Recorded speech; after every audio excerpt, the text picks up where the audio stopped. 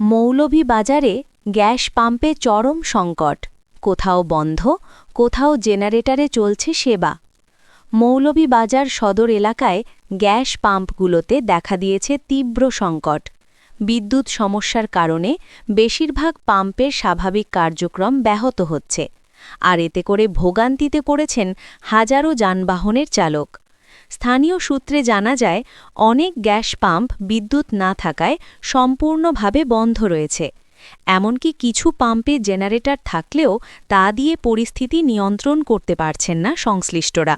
ফলে গ্যাস সরবরাহ বন্ধ বা সীমিত আকারে চলছে। তবে ব্যতিক্রমও রয়েছে।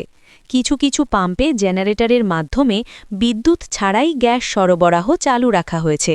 সংশ্লিষ্ট কর্মীরা জানান, বাড়তি খরচ ও সীমাবদ্ধতার মধ্যেও তারা সেবা সচল রাখার চেষ্টা করছেন।